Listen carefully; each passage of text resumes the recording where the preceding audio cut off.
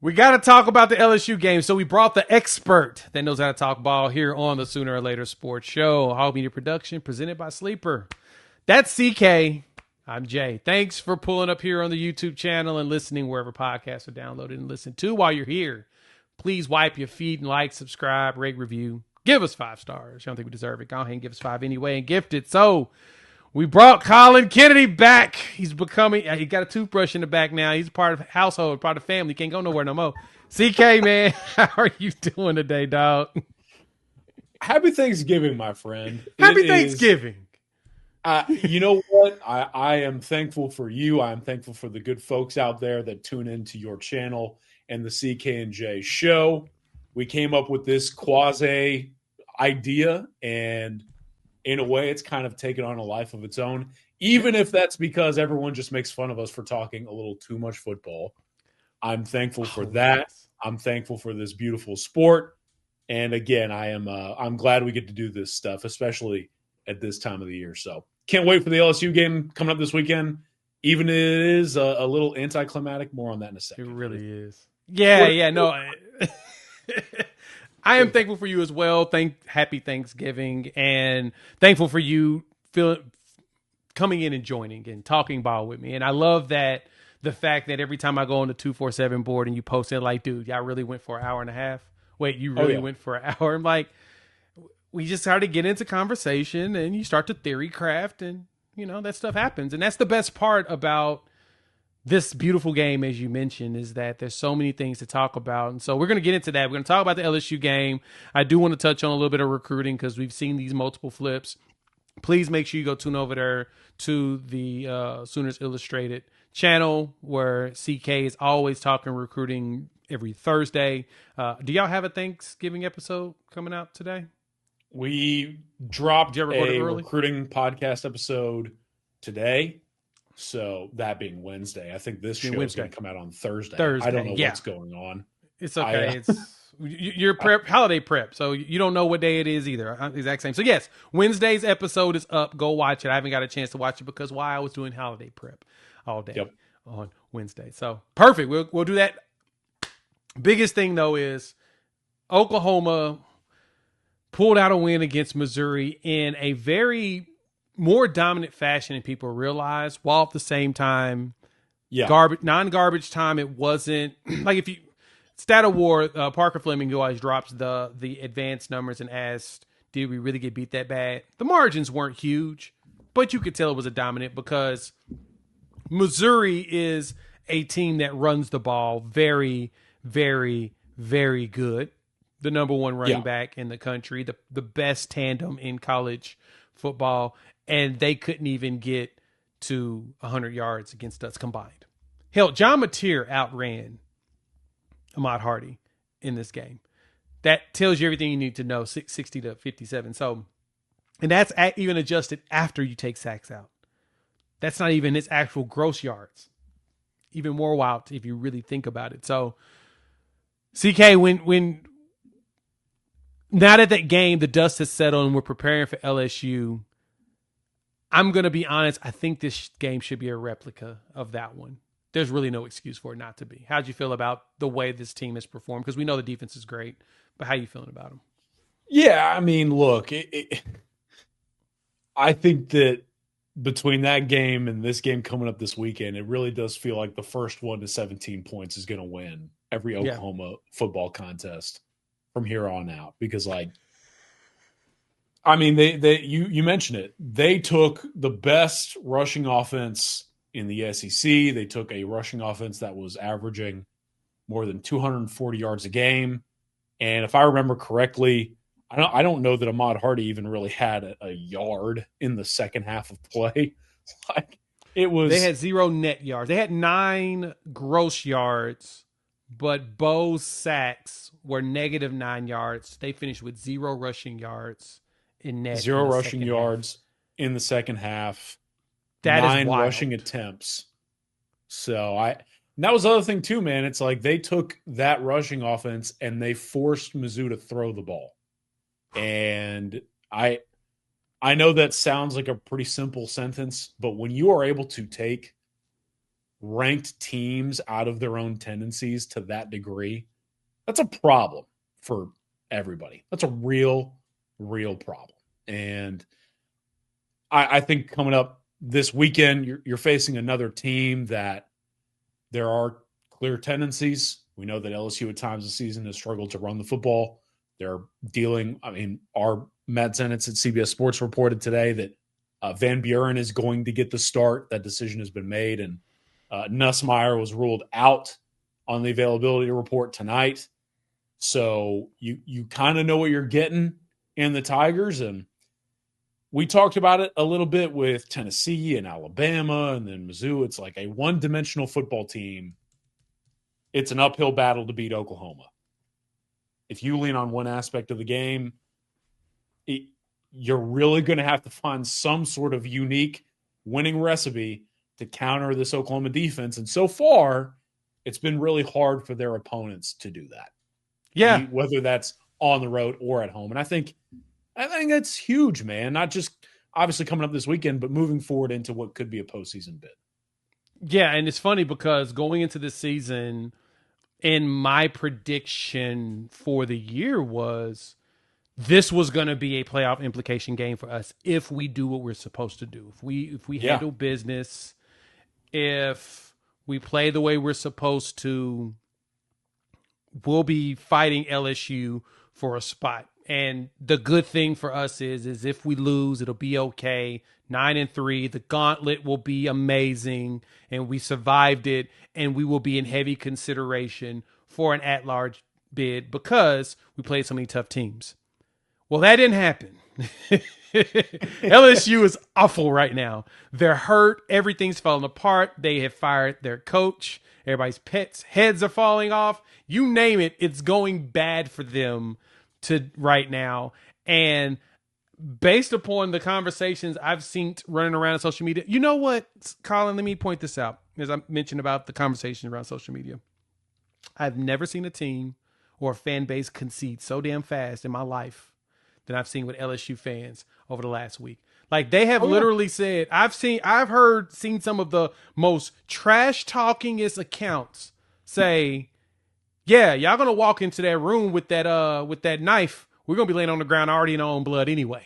Like, wait, what? Like y'all are basically laying down. They hate this team. You mentioned this. They hate this team, and that is wild to me.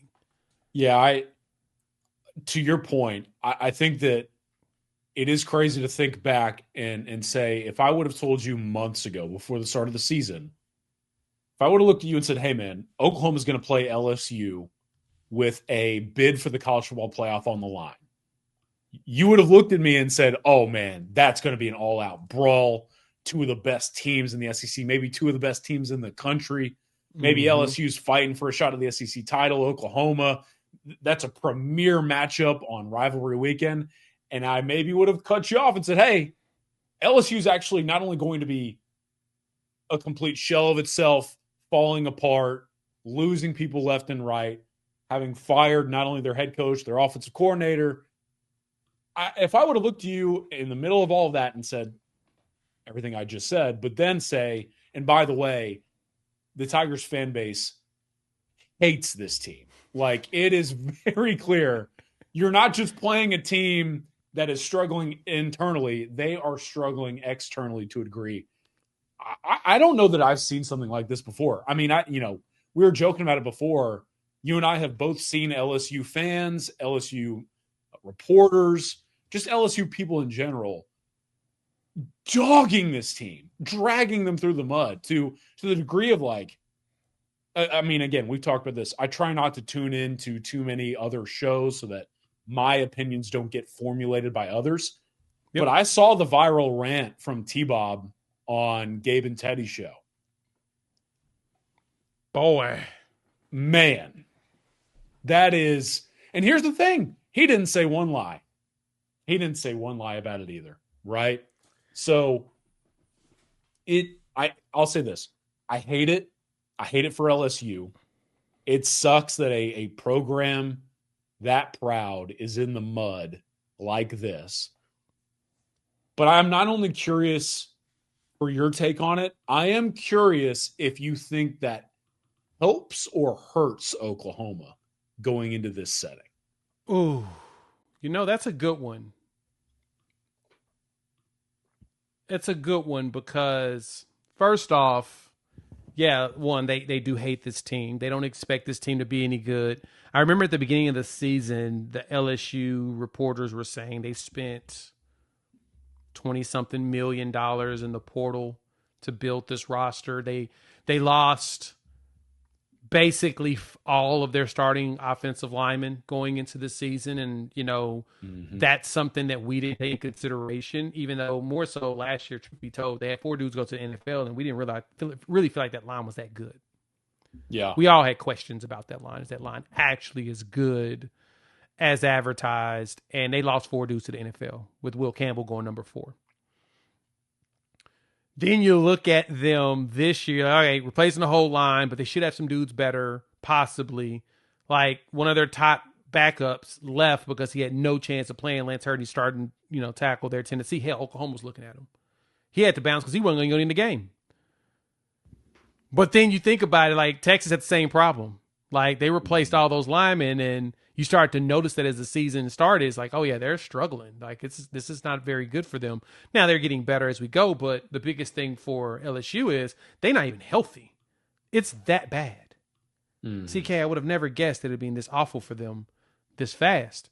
And so it's not going to be the game that we were excited about at the beginning of the season. Like I just honestly, I'm trying to figure out exactly where the path is for LSU to actually score points, if it's not defensive touchdowns, because they struggled against Western Kentucky, dog. Yeah, what was that final score again? 13-10. Man, that is awful. Right. And Western Kentucky, I mean, they're 8-3, but they're not a good defensive team. No. Like, there's no excuse to it, right? Mm-hmm. Like, oh, man. Okay, let me put this out there then. To the question that I had earlier about whether this helps or hurts Oklahoma, this kind of setting. Number one, with all of this taken into consideration, is this LSU team basically this year's version of Oklahoma last year?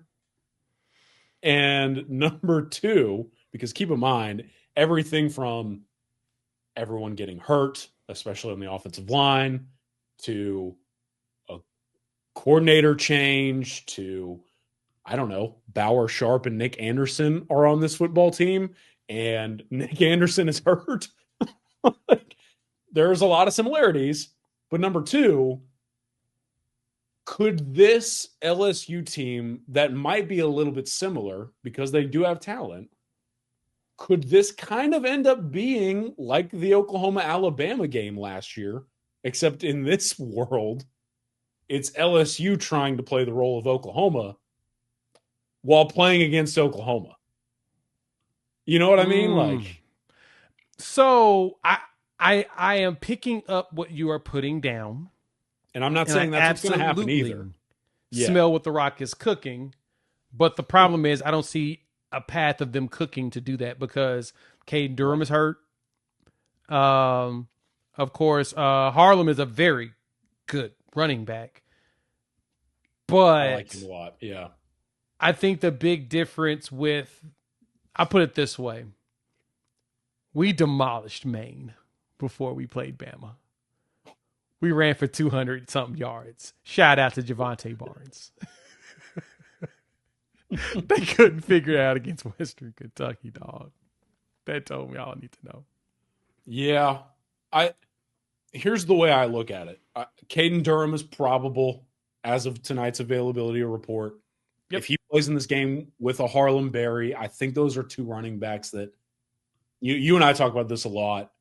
Like, just because it's not working at the time doesn't mean it just can't work, right? Correct. Like, talent, you have ability. At some point, the switch, it will flip. Does that happen? I don't know. I don't think so, especially with the injuries on the offensive line. But, some of these offensive linemen are at LSU for a reason too. That's true. And I think that this LSU defense, I know we're talking about this game being pretty anticlimactic. I think this LSU defense is still really damn good. That I I think agree this with. LSU defense, people may not be overly familiar. They have had all of about 0.0% of offensive support on the season. And I got tagged in something. I almost had a heart attack. Uh-oh. It's always fun. I thought it was something that you and I talked about there for a second. I think this LSU defense is really good. I think they've got a lot of talented players up towards the line of scrimmage. I think some of those defensive backs are extremely talented as well. You know, AJ Halsey is a guy that, like, I was a huge fan of as a recruit, a guy that I begged some college staffs to offer along with some of my cohorts in the media space. And now to see him thriving is very cool. Mansour Delane, elite defensive back. The list goes on and on. And like I said, too, like, that front seven-ish played a big reason why Alabama struggled at times playing this LSU team. And so, I don't know. I think that this LSU team, while certainly down, presents some challenges. And I don't know. I just, this is not necessarily a team that I think Oklahoma can take lightly by any stretch. And I don't think that they will, but I do think LSU has some stuff to bring to the table that would draw your attention. You know what I mean? No, I think you speak a fair point there that they have a bunch of talent all across there. Yeah. But I guess it's a good transition point right here to the availability report. Yeah. Because we looked at it and, buddy, it looks stinky for them. Before we keep going, let's talk about our partners over there at Sleeper, our presenting sponsor for the channel. We have to give them a shout out. If you have not checked them out for Daily Fantasy Ball, you are missing out. They're more than just season-long fantasy, and they've got some great promos and options. Like right now, if you use our promo code UNFAIR, they're going to give you $20 just for signing up. And if you decide to make a deposit, use our promo code. They're going to match your deposit at 100% up to $100. And so all you do is go inside of the app, pick two or more players, pick more or less on their stats, and boom, you are in the game, and you can make up to 1,000 times your money. So turning those game days into paydays. Also, inside the app, cool stuff. They show you live stats. You've got a chat function so you can chop it up with folks about the biggest plays and the biggest players at the time. So if you want to get into the action, you have the opportunity. Use our promo code UNFAIR. They're going to match your deposit at 100% up to $100. And new users, $20 just for signing up. No deposit is needed, so doesn't hurt to try. Terms and conditions apply. See Sleeper's terms of use for details. Yeah. Thank y'all for pulling up. Hit that like button if you're new to the channel. Subscribe, rate, review, give us 5 stars. Check out Sooners Illustrated. They've got great promotions going on right now. Black Friday deal? Black Friday sale, 75% off. Wow. There you go. Yep. Take advantage of it. It's worth it. $2.50 a month. It gets you a full year, and then after that year, you get free Paramount Plus subscription. So it's like a $350 value for $100-some. So there you go. 100% worth it. Because I've been watching some shows on Paramount myself. So, initial report: Nick Anderson and Aaron Anderson. So the Anderson boys are not playing. Yeah. Garrett Nussmeier, of course, is out. Michael Van Buren has been announced to be his 3rd straight game starting. They've got 3 offensive linemen that's not expected to play: Braylon Moore, Ori Williams, Tyree Adams, and it's expected that none of those 3 will play. Like right now, they're questionable for 2 of those linemen, but the report has been from Pete Thamel as well as I think Matt Zenith and Pete Nakos. They're like, nah, they ain't playing. They sitting them. And then with Weeks, it sounds like Weeks had broke his ankle. He found out he had a fractured ankle, but now he's potentially gonna play for a bit, but he can't play all game because of his injuries. I am 100% curious to what the heck this team is going to look like on their O-line. They have to basically replace their O-line twice. That is not what Oklahoma had to do last year. Yep. We ended up, luckily, playing with a lot of the same players with the injuries through the last part of the year to get better. So I don't know if they're gonna be able to handle our front seven. I'll say that. I don't think so. I'll tell you the one redeeming quality that LSU has going into this game. It is portal tape season, ladies and gentlemen. Ooh, it is. It is portal tape season. You get one more shot to put some stuff on film, especially if you're a backup. They're going to be playing a lot of backups in this game. You got one more shot to show the new coaching staff or a different coaching staff what you're capable of. That's kind of what the Tigers have to hang their hat on in this one. Hey, let's get all of these guys who are basically mercenaries at this point to go play their ass off and maybe make the most of the portal season coming up in January. Yeah, that's exactly what it is. And they're going to have a lot of go-hards because they recognize that exact thing. This is my opportunity to get a look when the portal opens in January. Now, granted, LSU is 7-4, so they are bowl eligible. So the expectation is they will make a bowl game. But that don't mean much. That's opt-out season. That's opt-out season, especially for their NFL guys. So, yeah, it's kind of like, we'll see what happens. But the anticipation here is they're going to, like I said, they're going to play a lot of new people. A lot of young players are going to get some run. And the focal point's going to be, can we actually get enough tape to use to get myself a new team if the current regime doesn't hang on to me? Because the good thing is for them, as been stated, we all know that Lane Kiffin is expected to potentially take that job. Crazy cycle there. But with that portion being said, they had nobody leave or hit the portal really, or even decommit from their class. That is impressive. Like, who was it? Peyton Houston we were going after? We were hoping that we could probably sway him back, and it's like, nah, dog, I'm an LSU Tiger. Lamar Brown sticking around. A lot of those elite, top-tier defensive linemen and whoever else they got committed. It's the LSU helmet, man. That brand sells itself, especially in that state. That's the number one home field advantage in recruiting in all the FBS. I don't even think it's particularly close at this point. And I think BK getting fired, which, by the way, I don't know if you saw the news. They officially filed his termination letter, so they have to pay him all $54 million.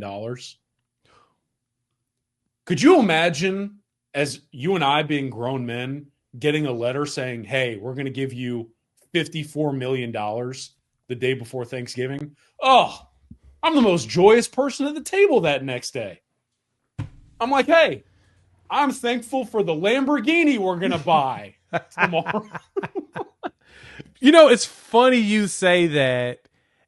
As I've grown as an adult and started to actually make a couple of coins here and there, and I start to understand and meet some of these coaches and who these people are, yeah, they're used to this money. Of course, it's awesome, but I bet he's in his head like, I need to find another job. Because his life doesn't exist without coaching. He is one of those people. You can tell. He gets no joy in life unless he's yelling at a kid. So him getting his 54 is like, I need to go find another job to go yell at somebody. Hell yeah. I mean, if I were because I believe he has a duty to mitigate. I don't know. Yeah, I believe he's required to find a new job in order to likely receive all of that money. Yep. Or offset at least, quote unquote. Yeah. I'm calling some program in the MAC, and I'm like, hey, y'all want me to come hang out for maybe a year or two and just scream my head off? Because, like, you don't really necessarily have to pay me all that much. Nope. Or if you want to be the dude in charge, UConn just opened. Man, he would kind of be perfect for that job. That is a great pull from you. Wow. That is him. That is because I was thinking, honestly, one of the better jobs to me that he would qualify for, truth be told, Penn State. I think his personality fits middle of nowhere America. um, at a school that just wants to win, but find a way to get over humps. I feel like he'd fit up there. He feels like a Big Ten coach. Cincinnati time, the Notre Dame time, feels like he's better in that area. Yeah. I am very surprised that they did not try to go after him, or they haven't tried to go after him yet. I'm not surprised at all, and I'm just going to be honest with you. I think he's kind of James Franklin, but meaner. Like, yeah, if nobody likes you, it's kind of hard to really get people to vouch for you. That's a fair point. You talk about Penn State wanting to get over the hump. That's kind of been BK's biggest issue, besides the fact that he's an ass. Like, true, and he couldn't get over the hump at LSU at all places with a Heisman Trophy winner. He couldn't get over the hump at LSU. He couldn't get over the hump at Notre Dame. I mean, Notre Dame fans were livid that he would constantly win double-digit games and then completely blunder the college football playoff appearances. So, and I mean, look, they ushered him out of town. They were glad that he left, which is not nothing. And Marcus Freeman humming right along. Like, I can't blame Penn State at all for not being interested in BK at all. I don't know that there's going to be much market for him in a number of Power Four conferences, because he's got a reputation for not being able to get over the big game or the hump, and he is just not liked at all by everybody. Yeah, very few people actually think anything of him, if we want to be 100% transparent here. So that's a fair point. I'm curious to where he does end up, but that's enough BK talk. Let's talk some Oklahoma. Talk Oklahoma and the way this defense should. Well, we've talked about how the defense is going to terrorize them. I think we should transition this into the offense, because we've got to talk about the struggles as well as how they can overcome things. Thank you all. Shout out to our partners here at Sleeper. If you ain't checked them out for Daily Fantasy Ball, you're missing out. They're giving you $20 just for checking them out. Use our promo code UNFAIR, and they'll match your first deposit 100% up to $100. If we make a couple picks here, Thursday Night Football is going to be big, especially for Thanksgiving. You got some big stuff here. You got Patrick Mahomes. They're giving you him as a free pick. Take advantage of it. They even got bonuses for like college basketball here at 35% boost. You can get a 40% boost on college football for the weekend. And all you got to do is pick 3 or more players, pick more or less on the stats, and you're in the game. You can win up to 1,000 times your money, so you make game days into paydays. Take advantage of it. So check them out. Use our promo code UNFAIR. They'll match your first deposit at 100% up to $100, plus give you $20 just for checking them out. Terms and conditions apply. See Sleeper's terms of use for details. Thanks for pulling up. Hit the like button if you're new to the channel. Subscribe, rate, review, give us 5 stars. CK, I'm looking at this John Mateer that we have today, and the questions we have right now is this man gonna ever become back to what we had even in Michigan, Auburn, maybe South Carolina? South Carolina would be a nice version to have. This is the game and the opportunity to do it. Now, LSU's defense is not bad, like you mentioned. They've got athletes, and their defense is what's going to keep them in this game. They have one corner. Mansour Delane. Mansour Delane, who is a beast. Think he's probably one of the best graded corners in the country. Like, he's absurd. He is one that shuts down one side of the field. Basically, kind of the reincarnation of LSU being DBU. That's how good he is. He will be a top pick in the NFL draft. So half your field's gone. I don't know who. They may have him line up with Satania, which means at this point, they need to find a way to get Deion Burks one-on-one with Harold Perkins in the slot and make that dude work in coverage, knowing he cannot work in coverage. Yeah. But will John Mateer see them is where the question lies. I'm struggling. Like, post-injury, there's something going on in between the eyes. There's something. We all get it. But I'm not on the train of he's got to go. Can't do it. Can't do it because I need one more year with everybody, with majority of them together before I could really say, all right, time to move on. And I don't think there's going to be a quarterback in the portal that you can bring in that will instantly come up to speed and be able to change anything, personally. What do you think about Mateer showing something against LSU?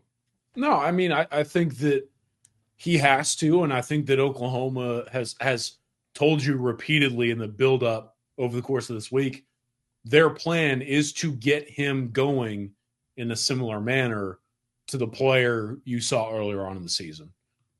Like, they talked a lot about this week about getting John into a little bit of a rhythm offensively.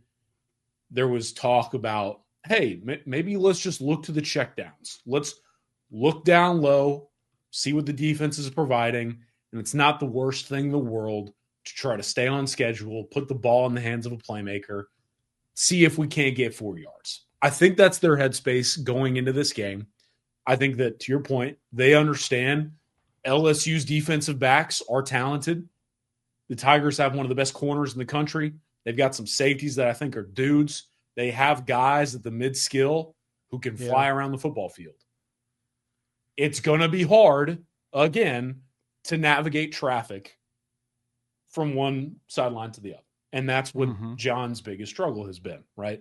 So I think that going into this one, what I would like to see and what I think you're potentially going to see on Saturday is them trying to find creative ways to just timing, get the ball out, make some plays, move the chains.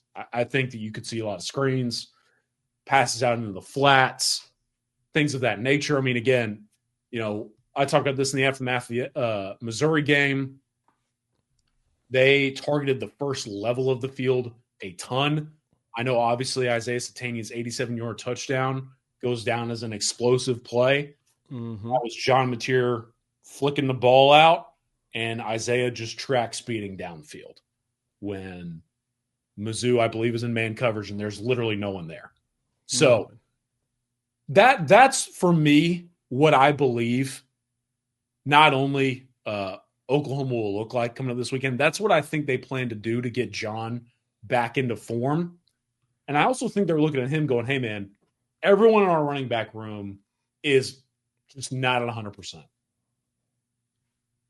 We need you to be efficient and operate effectively, even if that means just taking your check down. Not only does that help us, hey, man, it may help you too. We'll see how he kind of responds to that setting coming up on Saturday. Yeah. It's all about the bounce back's got to be big. Now, I think the one thing about this game is, which I think is a good thing, is we go out there and we win this. We close like we're supposed to. We make the playoff. We get about 3 weeks off. Because we're not playing the conference championship, which is good. So that whole week's gone. The next week, there's no games. And then you play the end of the following week. Which, for me, is if we have the opportunity to do that, and then John heals up. Because the question is he healthy? Yeah. Still going to ask the question over and over. I don't know if he really is. And I don't think it's his hand. I think it's in between here, and he's thinking about not only the hand, but the legs or the knee or whatever that he's been dealing with. I'm going to keep telling y'all that because that's the thing that I feel like it doesn't look like he's planting. He runs north and south, straight ahead. He looks great. That touchdown against Alabama was him running straight. He did a spin. He spinned and just kept his legs moving. You ain't seen him really cut since Auburn, actually. That game-winning touch. Basically, the touchdown that gave us the lead. You ain't seen him cut like that since. I'm wondering if that's where the problem lies. I think it's a thought of, don't want to hurt myself. And he's now missing everything easy. But granted, he was missing easy stuff, regardless. That's some of the development he needs. Mm-hmm. I got to see this game is a good opportunity to test out, like you mentioned. If you go underneath, the only problem you run into is that a lot of these corners for LSU wants you to go underneath. They're going to bait it. They're going to jump them. Yeah. A slant and go is going to be open. A hitch and go, dig and go, whatever, they're going to be open because these corners will sit and hope to jump it. I mean, they kind of did that against Florida. If you go back and watch that game, they got 5 picks on DJ Lagway. There was a lot of now go attack. We're going to have to exploit them. we're gonna have to go. We're gonna have to go deep a few times, and I need John to put some air under that thing. And that's one thing I don't understand. The passes to Satania be having air. The one the Burks don't. I don't understand that. Yeah. Just lob it. He was doing a great job of it a little bit earlier in the season. The Auburn game was probably my favorite one, the one he threw on the side and Satania caught that, and when he went in for basically the touchdown, that drive, I was like, oh, man, that's a beautiful one. The Michigan game, he threw that to Deion Burks, right? Just the balls to do that from the end zone. Yeah. Like, why can't we put more air on it like that? It feels like he's not planning and releasing properly all the time. Yeah. He's got to get a little bit better at layering the football. We've talked about that consistently over the course of the year, even dating back to when he was operating at the best version of himself in an Oklahoma uniform. And kind of to your point, that kind of takes me to the next thing. He will probably have to do that because of the Oklahoma running back situation. So I'm curious to see if you saw this similarly. I didn't go on a rant. I went on like a in-depth clarification point on our instant analysis video. Yes. I think what really frustrated me out of the Missouri game was there was this narrative going around that Oklahoma can't run the football, or they refuse to run the football, or they have no identity because they didn't run the football. And I get it. But I also think that if you're keeping track, we all know they went into last week's game with Xavier Robinson and almost everyone down the list extremely hampered by injury, except for a certain individual who shall not be named.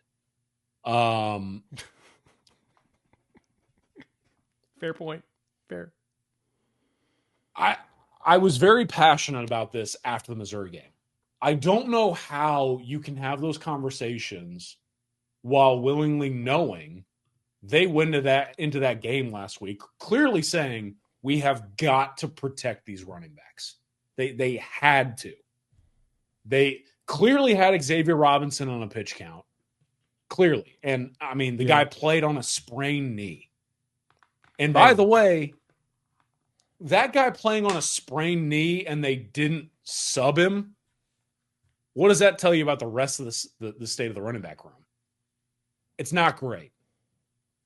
I mean, they're scrambling for health and answers. We're not too far removed from them rushing for nearly 200 yards against Tennessee. Yep. Between John going 80, X going above 100. They got guys who can do it. But in that Missouri game, they targeted Deion Burks 8 times. They had John run the ball 18 times. They threw the ball to the first level of the field, and they willingly sprayed the football around when they told you, hey, we have to spread it a little bit because our running back situation is tough. They literally said that in the press conference. That is another thing for me with the John Mateer stuff you're talking about, where, hey, he may have to go over the top. Because if I were LSU's defense, I'm damn sure not letting a hurt running back room beat me. Like, it's just going to have to be John. Yep.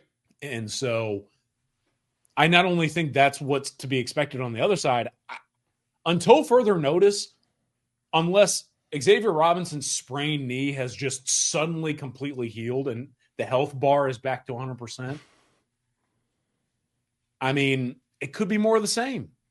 So if they're forced to protect those backs again, like, John's going to have to respond, and he needs to have his best response yet, in my opinion. I agree. Now, BV mentioned in the presser that for the first time, Taylor Tatum is actually healthy and available. Now, I heard that he practices hard. He's one of those people that practices hard. He's a consistent guy. He shows up. And now he's at the point where he's healthy enough to play. So if that's the case, the expectation is we'll see him this week, hopefully. But like you mentioned, the fact that they're playing X-Rob on a sprained knee, Torrey Blaylock on probably every injury under his wear and tear meter on NCAA 25 is just probably completely red on every body part. That's how tore up Torrey Blaylock is right now. And if that's the case, like you said, that's why you're seeing so much mature running, and he's also banged up. So everybody's banged up in college football around this time of the year. Totally get it. We're not using that as an excuse. We're pointing out the fact that there's a reason why they're doing it, the offense the way they're doing it. As BV mentioned, they have dialogue throughout the entire game.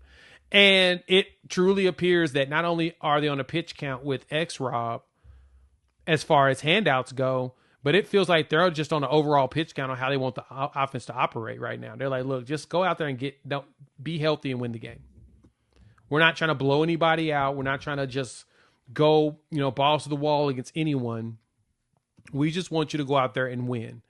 And if scoring 20 points wins you the game, who am I to complain? Whomst among us would be upset about that? If you can hold a team, because we've held everybody under 30 but Ole Miss. We've held everyone but Ole Miss and Tennessee under 25. And besides that, you've held everyone but 4 teams, Texas, Ole Miss, Tennessee, Alabama, under 20 points. That's actually pretty darn good. 7 games under 10 points. Oh, I'm under 20 points.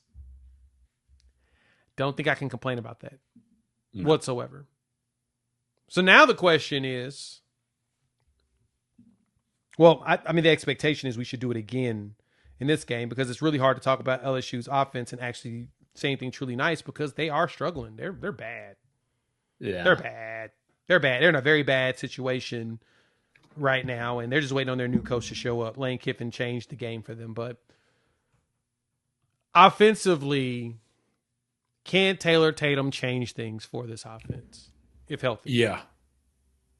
We won't see Javonte Barnes because he's redshirting and he's going to transfer out afterwards. But I do expect to see Javonte Barnes in the playoffs, not going to lie, since that doesn't count. Why not play him in those games? That's when he needs to put together his tape in preparation for the portal. Plus, he's a really good pass blocker. I kind of like having him out there hitting people in the mouth when they blitz him. Can Taylor Tatum, though, step up and take most of the load? I guess that's where I'm sitting at, too. Like you said, the run game, LSU's entire scheme needs to be, we ain't going to let them run on us with a whole bunch of injured dudes. Yeah. You got to beat us with passing it. Yeah. Stack the box, make them throw nonstop. Especially with that secondary. Yep. The secondary that they have, they can do that. They're built to be able to do that. So, I don't know. Right. Another thing, too, that, we got to talk about for sure on all of this is the availability reports on the Oklahoma side of this. Oh, boy. Jake Maikkula is probably not going to play. What is going on with that? That came out of nowhere. Yeah. Look, I personally am coming at it from an angle of it really, in my opinion, is somewhat of a health privacy thing. I don't want to make it seem like way more serious than it is. He is dealing with an unexpected health complication. He is being taken care of by, the proper medical attention. I think he's going to be okay. I'm praying for him. If you're the praying type out there, I encourage you to do the same. I think it's going to be all right. I don't want it to sound like I'm saying there's a life-threatening issue. Okay. But something came up unexpected, and he's being tended to. That's being said, I'd probably be a little bit shocked if he plays on Saturday. Ooh. So, that sounds like a shift on the line then. So you're next up there for center, what most likely, because Troy Everett's out. He's probably not going to be able to play until quote unquote playoffs if he was to make a return. which is why he keeps showing up on the availability report. If he keeps showing up, that means at some point he can play. That means what? Nwaiwu's probably going to have to move to center, probably put Fogier back to guard, and bring in Derek Simmons right there, right tackle. Yep. I mean, I think Derek Simmons took his right tackle job back over the last couple games since they did the rotation stuff with because Fogier played, 6 snaps against Missouri? I can't remember exactly, but I mean, Simmons got in the game against Alabama, and then he basically took over at right tackle against Missouri. I think that you'll probably see Simmons out there again at right tackle. I think Febechi kicks over to center, and I have been told that Febechi has been practicing at center. So okay, probably he's Fogier done that before too, right? Yeah, he's worked at center in practices. I mean, in the season, before the season. Now, we haven't really had to see it all that much. I think he's maybe done it once this year, if I remember correctly, in game. Can't remember which one that was, but I'll have to go back and look. But probably Fogier, and that's the other thing too, is it's like Heath Ozida, questionable. I feel like he maybe plays a role here, but he might be out for the weekend. So we're going to see. That's the other thing, too, with this offense is like we talk about Taylor Tatum. We talk about John Mateer. We talk about throwing versus running the ball. You're going to have more shuffling on the offensive line. How do you respond? How does that impact your approach? That's another layer to this game. And again, especially when you're facing a defense with talent at every level like LSU's. Yes. They've got talent everywhere, and their front 7 is still solid. Like, once they get Harold Perkins actually downhill, he's a problem. Now, they got him playing nickel, which, he's trying to prove that, that he can play in space, but you can exploit him in coverage. He's just not very good at it. That's not his bag. But whenever he can tackle in space well, he is good at coming off the edge and causing pressure. I mean, with Weeks, I don't expect him to play much. If he's coming off a broken ankle, a fractured ankle, they're not going to play him a lot. They're not going to, quote unquote, jeopardize him. That makes no sense. Yeah. So there's a lot of components that can be beneficial to Oklahoma in this. You just got to play it smart. But that does worry me now that we've got another adjustment on the offensive line to do. Just to look, Jaden Jackson's back questionable. Yeah. Because Zida's down to questionable. He's been out. That's a good development. But the good news is, Taylor and Jacob Sexton have been upgraded to doubtful. They've moved off the off list, and they're down to doubtful. Which that's a plus you could use, because Taylor hasn't even played this season. Which is, I thought that was kind of wild when I was like, wow, he actually has not taken a snap. Let's not get over the skis. It's not like those two are going to be playing this weekend. At least it doesn't look like it. Or they may play them late if it gets down to it, right? You can toss them out there if it's a blowout. Well, we got to get to a blowout. Run in the locker room and get your pads and come back out. Get on the field, boys. Get you a couple of snaps in. No, I don't expect either one of those two to play this year. We will see what it looks like going into next. But, yeah, that availability just does not make me feel super comfortable right now. Then, of course, Reggie Powers is out the first half because of the targeting. Did you think that was targeting? I mean, I think by the rule it was targeting. Do I think it should have been targeting? Probably not. Yeah, when I watched it and I watched the multiple angles, you could see he was going with his hands like this, and he immediately did that to push off. But the fact that the head dropped enough to connect right there at the crown for a second, it's textbook targeting.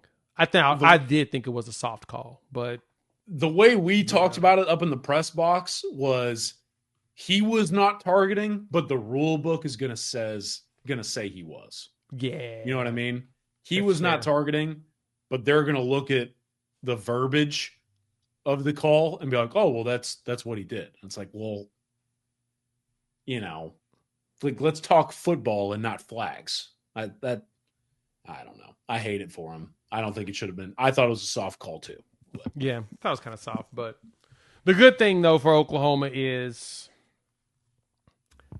we ain't gonna need a whole bunch of Reggie Powers' help in the beginning of the game. Luckily, you should be able to handle this offense, which has explosive players, but Van Buren has not been very good. Like my LSU guys, like this dude in practice, because Brian Kelly did allow a lot of media in practice, so they got to see a lot of stuff, and he was like, dude couldn't handle throwing it against the air. It just was not good. And you saw it against Western Kentucky and some others. You're like, this is a kind of stinky. And it's funny, we wanted him, but we knew we knew he was raw. We knew that he was going to be someone to groom and grow, but he was someone that's going to be developed. Better way to say it. Yeah, but he don't look like it, dog. He needs another year in the oven. He's played 2 years. Genuine question: is this a race to double digits? I mean, oh yeah. Like, is it first one to 10 or more? First one to 10 wins. That is so bad. I mean, they scored 13 on Western Kentucky, right? So, like, they may not score at all against us. If we play our cards right, they may not score a single point. Well, I mean, and again, I don't want to dismiss them. Like, it sucks because it feels like the show energy right now is down relative to our normal CK and J dynamics. But the obvious lies in front of us, right? It's like this setting kind of sucks. Yeah, They're not good. It's frustrating. It's frustrating how we were hoping this game was going to be a good one, bring them into town. But at the same time, it is a revenge game for us, and we can probably get our first win ever against LSU. But it's going to be against a really crappy version. Yeah. So, you're right. It does feel somber. It's just kind of meh. But it really is because the opponent's hard to talk about. You know what? I'm going to fix that, CK. Let's get excited. Let's talk recruiting real quick because we got a commitment that literally made me lose my mind. Oh. Thank y'all for pulling up. Hit the like button if you're new to the channel. Subscribe, rate, review, give us 5 stars. Check out Sooners Illustrated. They have a Black Friday promotion, 75% off. Go take advantage of it on the site. Tell them that I sent you. Then they'll actually believe that, you came in there. But I digress. Jonathan Hatton flipped, dog. Yeah, I am sorry. It could be a little hyperbole, but I see glimpses of Adrian Peterson out of him in high school. I see it. Physical, breakaway speed when he needs to, hits the holes, and he's gone. Is he going to be as good as all day in college? Extremely doubt it. High school, though, kid reminds me a lot. How do you feel about Jonathan Hatton? Because he broke me. I'm going to be honest. When he flipped, he broke me. I said, you know what? I don't even care about future players until we've signed this current class. I don't even want to talk about them. I don't want to talk about 27s. I don't want to talk about 28s. I don't want to talk about 26s until the 25 sign. He broke me. Yeah. But now he's back, and I'm ecstatic, dog. How do you feel about this Hatton piece? Because I think it's a really good pickup. Excellent pickup. Elite pickup. There was a Sooners Illustrated subscriber who compared him to Mike Gaddis, if that catches your attention. For me, I find it sometimes dangerous to make comparisons at the running back position, given the nature of that position, right? And how individual tracks can look so differently at a physically taxing spot. But like, this is genuinely one of my favorite running backs in the senior class. And he has been that for a long time. The story I always like to to tell is I was out at one of Oklahoma's summer camps in Norman, and I was watching a young running back recruit go through bags and positional drills. And after watching that for about 10, 15 minutes, they gave the guys a water break. And I walked up to this kid and I said, "Hey, man, I'm calling. What is your name?" Because I thought he looked that good just in positional work at camp. He said his name was Jonathan Hatton Jr. And about an hour later, he got to report his offer from Oklahoma. So, like, this guy has always kind of had that it factor. Mm-hmm. And he's been on OU's radar basically since the beginning. And, I mean, again, like, people forget this was the very first 2026 recruit to ever commit to Oklahoma. He's always had OU on the back of his mind. Mm-hmm. They offered him early at that summer camp in person. They had him in on a visit. He looked at his family and said, "I want to commit." His parents were dumbfounded in that moment. They were shocked, just like everybody else, because they didn't know that was going to be a thing. But he pledged to Oklahoma very early in the process. And I think that he's always viewed OU as home. Mm-hmm. But obviously there has been a lot of uncertainty over the last couple of years. And I think that played a primary role in him decommitting and then going to Texas A&M. But the way that this season has played out and some of the questions that have been answered, Jonathan Hatton Jr. just said, "Hey, man, like, I think it's time to go back. I think it's time to go to the place I wanted to be at from the start." And, I mean, Oklahoma fans should be ecstatic because I am a huge fan of this guy, top 100 recruit in the country, top 5 running back across the cycle, legitimate 6'5", 6'1" I think he's going to play at north of 220 pounds. He's having the best year of his high school career right now, too. And just a true north-south, build up a head of steam. I want to say he runs 10.6 on the 100-meter at his size. Very little wasted movement, but can shed tackles and get out and go. Again, one of my favorite running backs. I was with you when he decommitted. I was like, man, that's a tough blow for OU. And to get him back, it's a very cool full circle moment for an elite talent in Oklahoma. Yeah, Oklahoma needed that. Yeah. It's one of those of, you needed that type of win to feel good about yourself, period. Yeah, you needed that. And Hatton is one, like I said, when I watch his tape, I'm just like, goodness, he is good. Yeah, man. He has the it factor. Just looking at him, he has the it factor. Ugh. I just can't. So I want to know how the hell I guess it just the winning was like, look, we're winning. We can do more with you. Come back. And he's just like, okay. I mean, look, I think that when he committed to Texas A&M, it made a lot of sense for several reasons. But Oklahoma just kept the communication up behind the scenes steadily. I think that there were a lot of moments where it was like, this probably ends up amounting to nothing, but why not just keep things in the mix?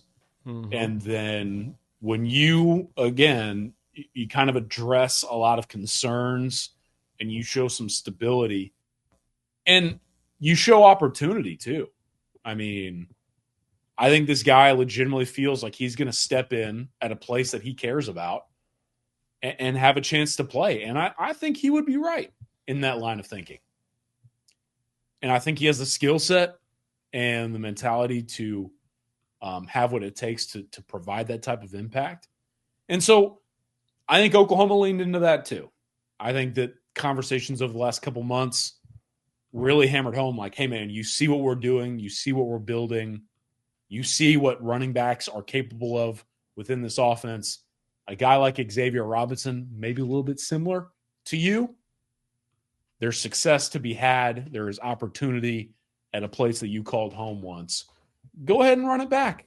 And so I like we talked about this a lot in the offseason. If Oklahoma just took care of business on the field, things could heat up quick. Really fast.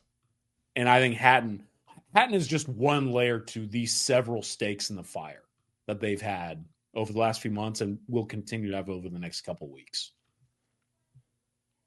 So then you get a flip of Markel Ford the next day. Yeah. Now, I know they've been on Ford for a while, and then he committed to SMU because SMU was like an influx of massive cash. Everybody named Mama was going there. A lot of Sooner players that they were going in for in the Dallas area, they lost out to SMU. Yep. Like a good amount of them. And so you are hoping that Oklahoma will be able to try to pull some of them in that Metroplex with the way they've been battling with SMU. It's like, okay, it's starting to get unlikely, but then Ford decides to flip around. Yeah. I like him because he's another hard-hitting safety. But he honestly kind of reminds me a little bit of the way Jacoby Johnson played in high school because he plays both sides of the ball. He has a good eye for ball. He can get at the high point. And then when he's on defense, not only deflecting passes, he likes to hit people. Plus, he'll run the receiver's route for them. That, to me, was very impressive in watching his tape. That's 2 flips in 2 days, CK. Now I know that, now I know we've got a few more irons in the fire that should be visiting. Go to Sooners Illustrated. They have a whole list of people pulling up this weekend. Some candidates that we are looking to flip. We pull this off and make the playoffs. Thinking we gonna have more flips? Feels like it. I said it on our site today. It's like I don't know that it's hyperbole to say that out of this visitor weekend coming up this weekend, if Oklahoma just takes care of business, wins the game, goes to the college football playoff, and capitalize on a big official visit weekend in 26, and they've got some high priority targets coming in from 2027. They could get 5+ commits out of this visitor list. I really believe that. And I think there are a few more out there to be had. I mean, they intentionally loaded up this visitor weekend, right? Like they knew what could be gained out of this game. And I think that they've got Jonas Muya, the offensive tackle. They've got Noah Beebe, the interior offensive lineman committed to Tulane. They've got Malik Franklin, the defensive lineman, coming in. Like, yeah, man, like they got a shot to pull off some more flips, add some more commits, whether these guys are, maybe a name or two floating out there that everyone keeps asking about, right? And so we'll see. I guess for you, where do the eyes go? Which recruit has your attention the most going down the stretch here?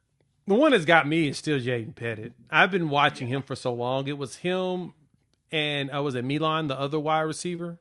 Those were the two that really had my eyes. Now, that one we're out of, but Petit seems to be, you're starting to see those predictions come in for. But it's a wait and see. In Wisconsin, I mean, things over there is not very good. It's a pretty much a dumpster fire.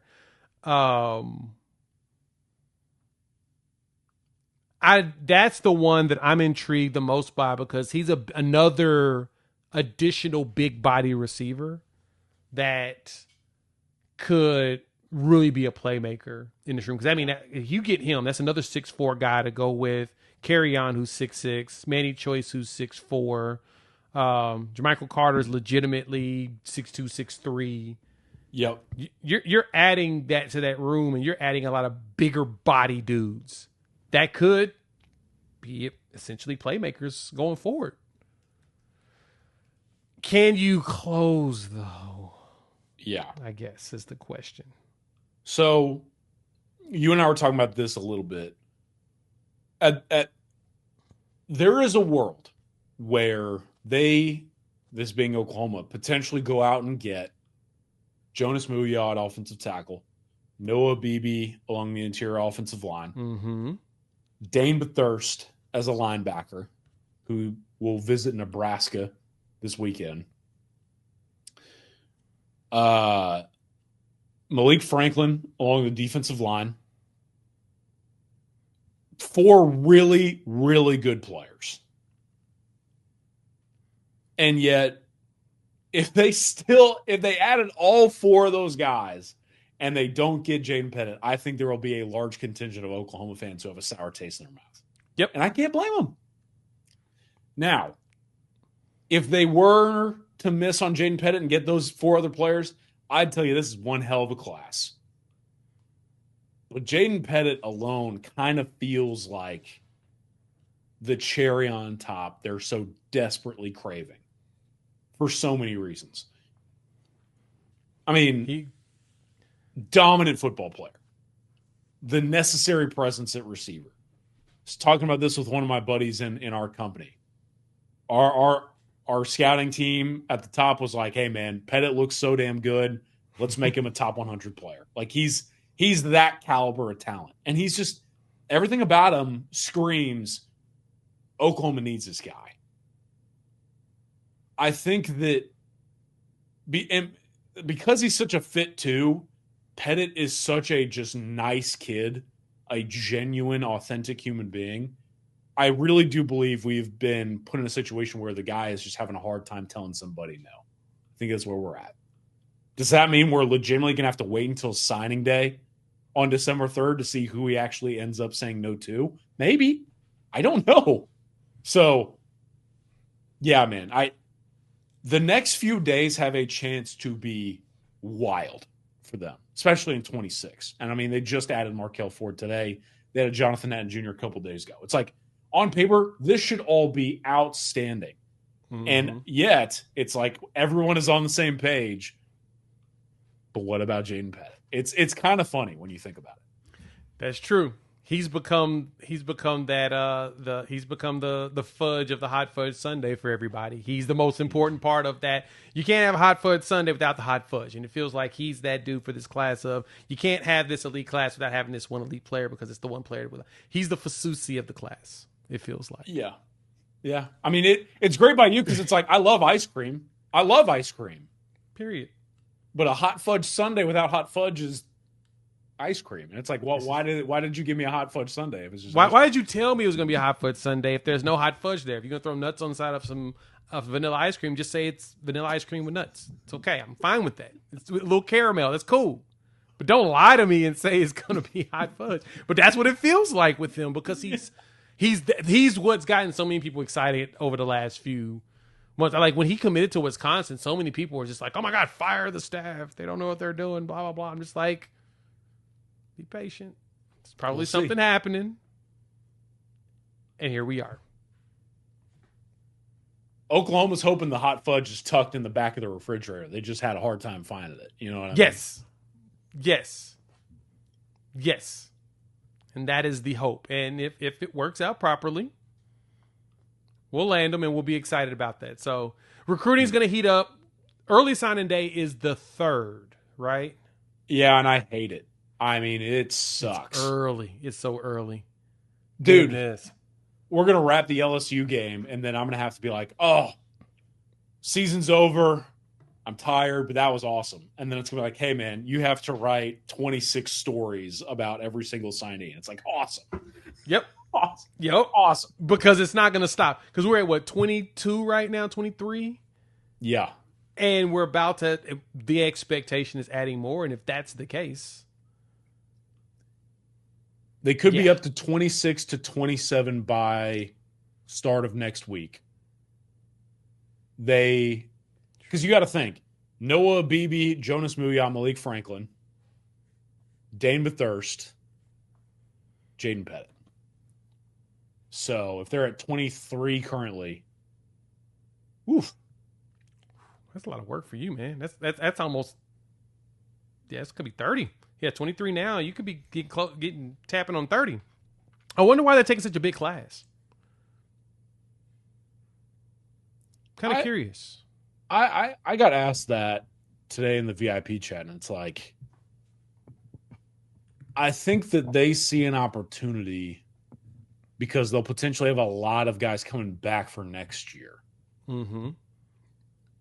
They see an opportunity to go and add affordable, developmental, promising, high-ceiling high school recruits and build long-term depth at a better rate, for lack of a better term, than going out in the portal and putting in an outrageous number of dollar cents on a player who is maybe just a depth at.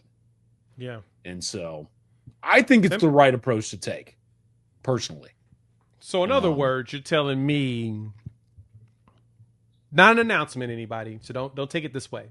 But what Collin is basically pointing out is, when we go to the portal this year, which we will, just like everybody else does, we're going to go for dudes. We're not going for depth. We're not going for additional bodies. We're going for guys that better be able to play. And we just pray that we don't run into any more duds. I mean, like, we were sitting at a presser the other day. We were going through the roster, and it's like, dude, they got a chance to return damn near everybody on this football team. There's a chance. I have a feeling that defensively we'll bring back everybody but what, 4? It says 5 people. 5 people. R. Mason, Marvin Jones Jr., Grayson Halton, Dominic Williams, and Kendall Daniels. Well, then Dobie's also probably going to hit the portal. So that's 6 dudes that's most likely that will be back. Be gone. I think it's you got RSJ as well in there. Yes, then, RSJ. I forgot. I don't go, for some reason, never go that far back. You're right. RSJ is on there. And I think that the one guy you're keeping an eye on, too, is does Kip Lewis go to the NFL draft or not? Yep.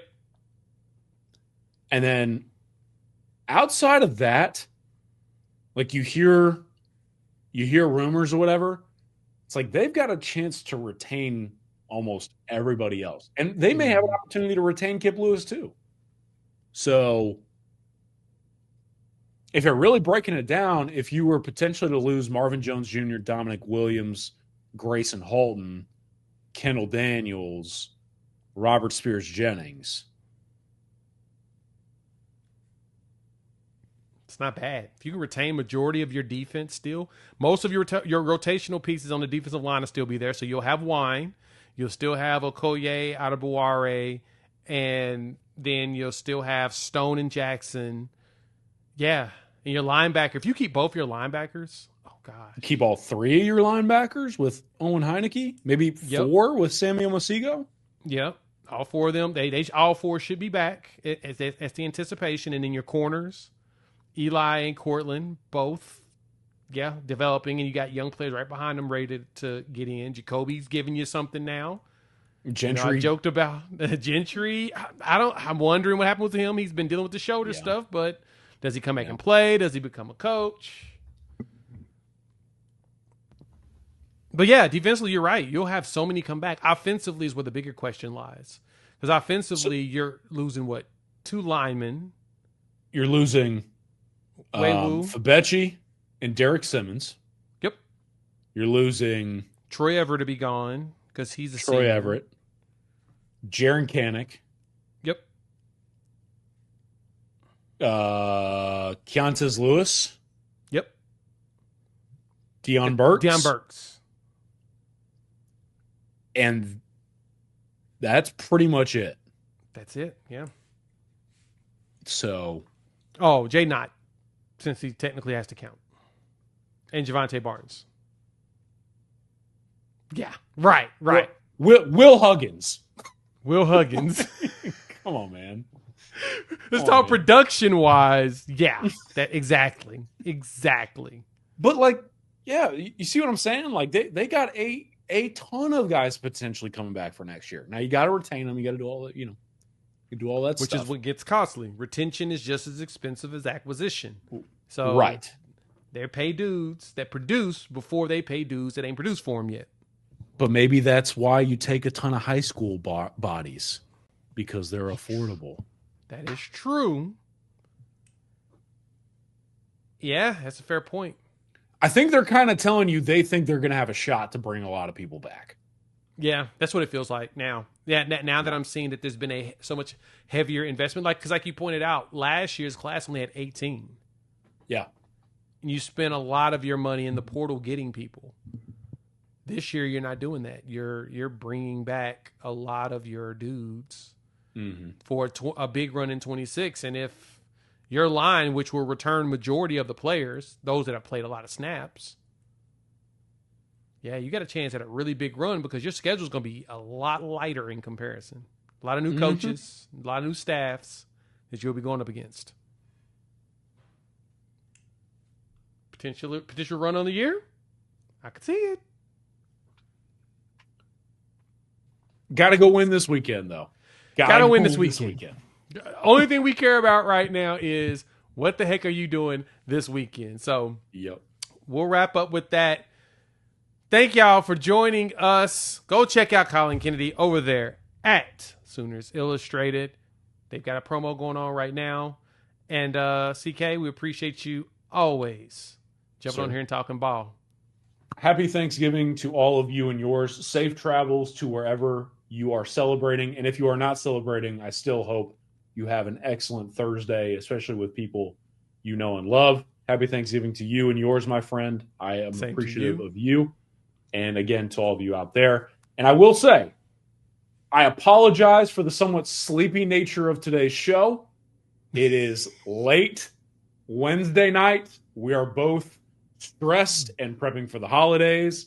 And it's kind of a flatliner of a football game, even though there's college football playoff implications on the line. It's a weird setting.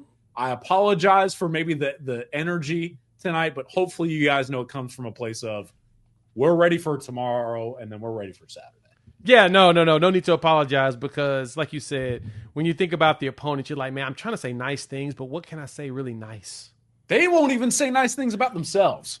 Thank you. That's where I'm in pain at. So shout out to our partners over there at Sleeper. Check them out. They're going to hook you up with match your first deposit 100% up to $100. Use our promo code UNFAIR, and we'll top it up with all of you this weekend. Peace out.